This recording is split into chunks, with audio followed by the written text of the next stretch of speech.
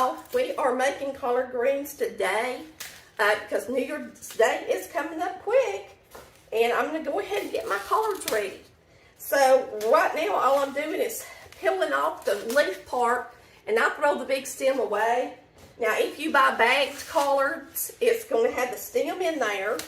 My mama always said the stems made them bitter. Now, I'm not sure about that, but this year our collards should have had good freeze because it pretty much froze everywhere. I sure hope so. And they say if collards shouldn't be picked until there's a good freeze on them. It's supposed to make them taste better. So anyway, I'm going to show you how to make your collard greens taste good no matter what. I was thinking about this the other day, and I was thinking, I wonder who picks collards. And I wonder if they stand there and just chop off the entire plant down at the end. See how they're chopped off? I imagine they do. But I wonder if people still have to do it or if there's a machine to do it. I need to Google it and see, don't I? Because I was thinking about that the other day. I told Chris, I said, I wonder who picks these collards. Now, we don't have any collards here because I'm telling you, me and Chris haven't been very successful at growing anything down here in this climate. But there are people that do a good job growing them down here. But I would think that people up in the northern areas would have better luck with their collards than we do down here. Now, I'm just going to finish pulling these off, and once I get all these leaves pulled off, we're going to wash them and get them started in a pot. Alright, just run you a sink full of water, put your leaves down in there, and I just twist mine. I don't chop them with a knife. And you're just going to wash them good. Make sure they don't have any dirt or sand on them and stuff like that. So just get them in that water, wash them good. If you don't think some of your leaves are too big, just pick them up and twist them. Now, when these cook down, they're really not going to look like a whole lot. Collards cook down to nearly nothing, just like spinach does. And so, and the longer you cook them, the better they are. And you know what? This year, I am going to do them in my pressure cooker, even if they do smell the seal up some. Somebody told me to get more than one seal, and I hadn't done that yet. But just take your bigger ones and make them smaller, rinse them good. Put them back in your bowl, and we're going to get these in the Instant Pot. But for all of y'all, whether you're Facebook or YouTube, hit that like button.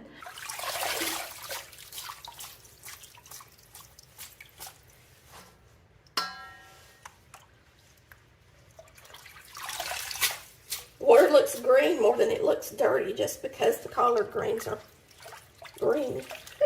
And I pulled them apart so their juice has gotten in the water some.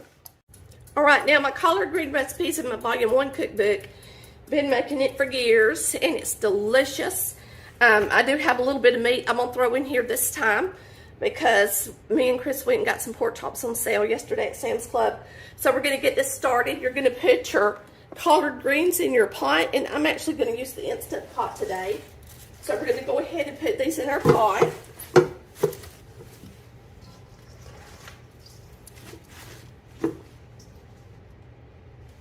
Okay.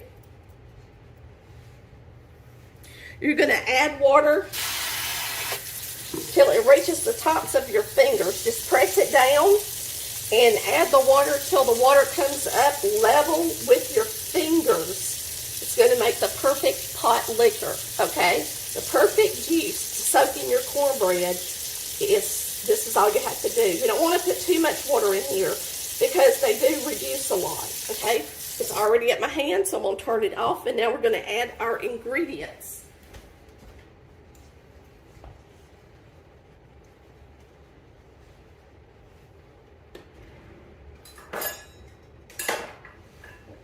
Now, I tell you to use KNORR bouillon cubes. Just use a tablespoon of granules if that's what you got. I like to use chicken bouillon in mine. You can use the beef bouillon if you like that flavor better, or even the pork bouillon. There's all different kinds. All right. And now we're going to put a couple of tablespoons of sugar in here. And believe it or not, it's going to make the best flavor in there ever. And then you're going to add some salt. We're going to put a teaspoon of salt in it. Teaspoon of salt. This is a half teaspoon, so it's going to take 2.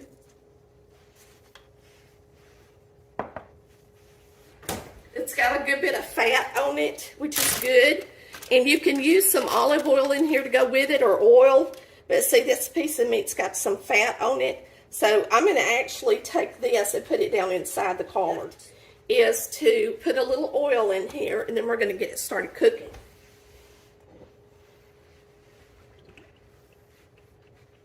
You want the oil in there, okay? And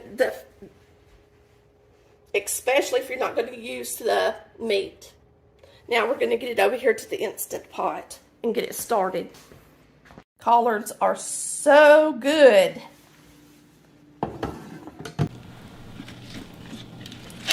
Okay, those 2 batches of collards made this pot go all the way to fill.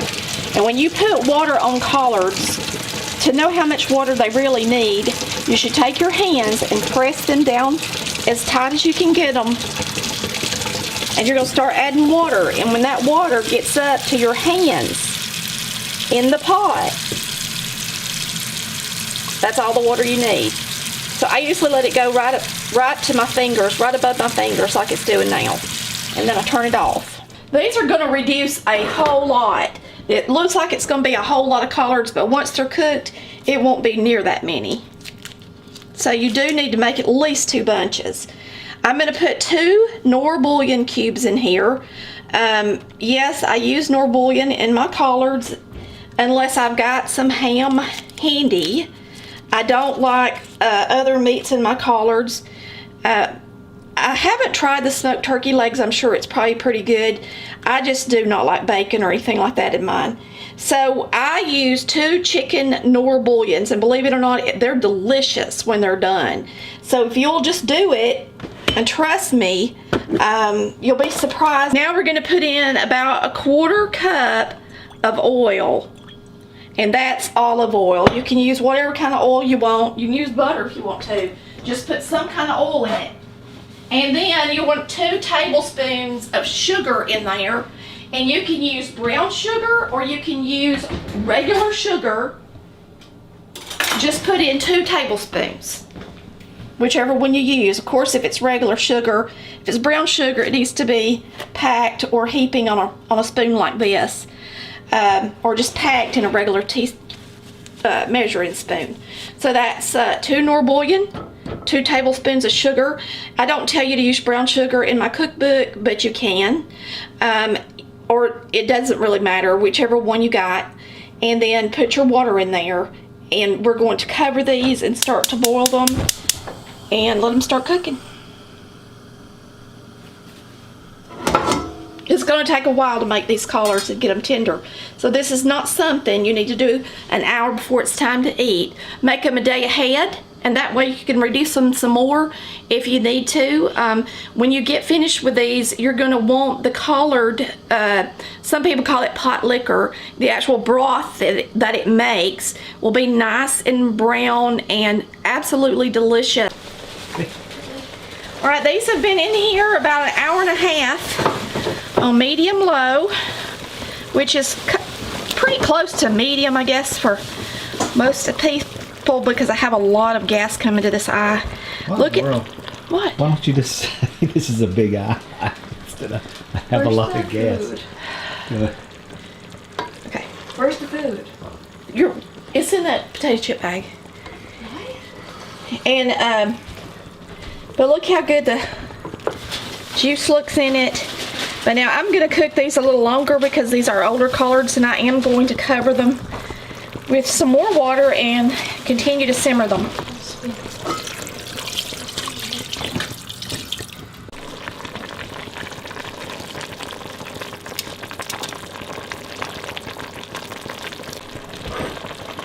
Alright, we're going to pick these up and get them in the bowl. And now we've been cooking these since 4:30 and it's 7 o'clock. But we're not really eating them with supper tonight. We're just getting them ready for another day. That was a lot of collards. I could have probably used just a little bit, tad more oil in them. But you can see in this bowl how they look. And I'm going to give them a taste and see if they've got enough salt. When you cook, you need to make sure you taste it before you serve it to somebody else. It's hot.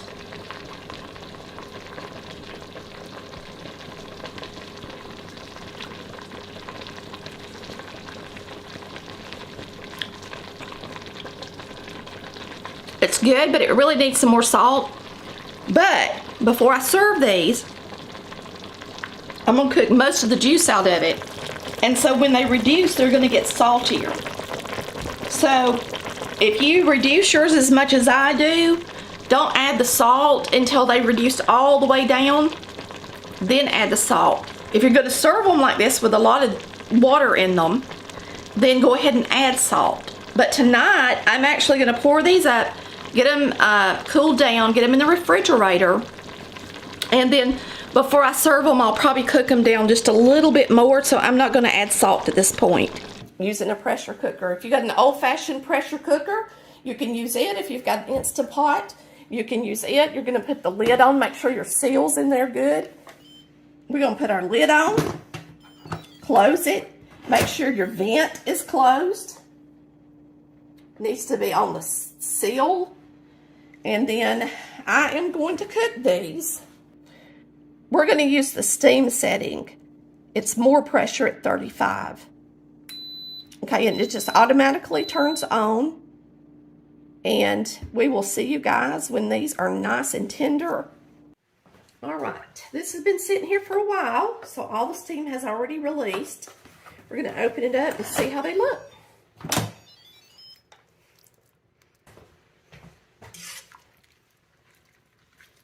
They're good and tender. Yummy. You can see the meat in there. They're just really falling apart tender. I'm going to put a teaspoon of salt in each one. And I'll wait and taste this one. I've got 2 teaspoons on the instructions, but we're going to put a little pepper in them.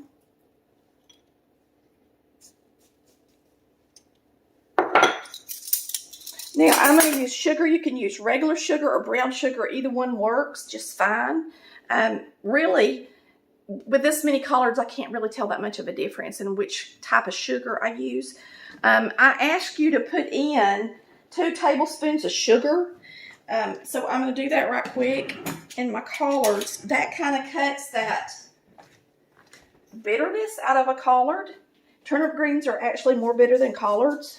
Nothing better than good old collard greens when they're tender, and we've all had a wonderful freeze this year, so your collards should taste delicious, because they always tell you to pick your collards after the first freeze, and it's froze us all the way down in Florida this year. So this is a great year to make collard greens.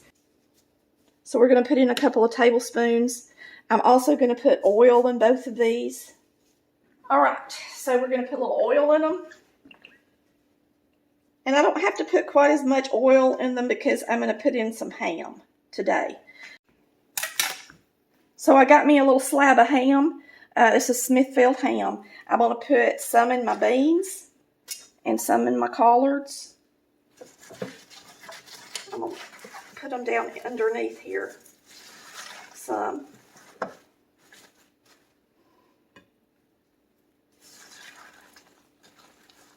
And now we're going to add water. We're going to add water to our collards until it comes up to the top of our hand. As you press it really tight down into the pot. That should be plenty. And then for the collard greens, I pressurize. And what I'm going to do is pressurize it on high for about 20 minutes. And then turn it off. And they're going to be done. Perfectly cooked. Now we're just going to taste the juice and see how much salt we need to add. All right, y'all, they taste really, really good. I think they got enough salt in them already. What I'm going to do is I'm going to turn them on saute. You can transfer them to a pot and boil some of the liquid out of them if you want to, because you want to reduce that juice to make it good and delicious. And it's actually going to be a little saltier if you do reduce it some. All right, so I pressed the saute button. I adjusted it to be more. It is on. What it's going to start doing is it's going to start boiling the collards.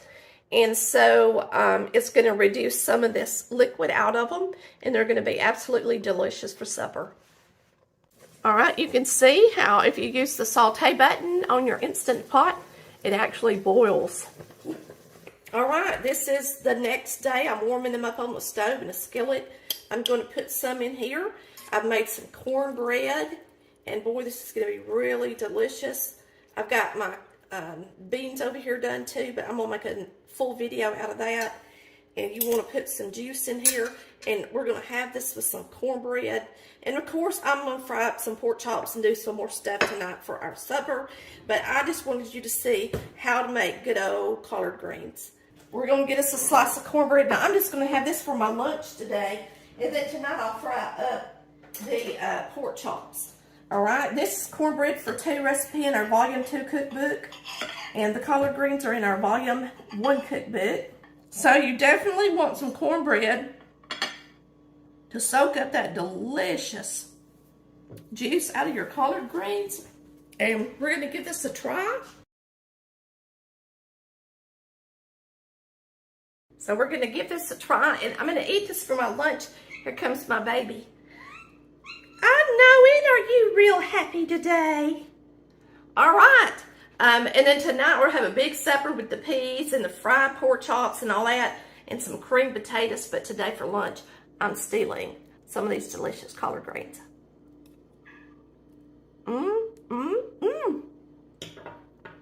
Got juice running down my chin, y'all. Nothing makes collard greens as good as a pressure cooker. You can use an old-fashioned one or the Instant Pot. Now, thanks for watching Collard Valley Cooks, where we cook like our mamas did. Love ya. Happy New Year.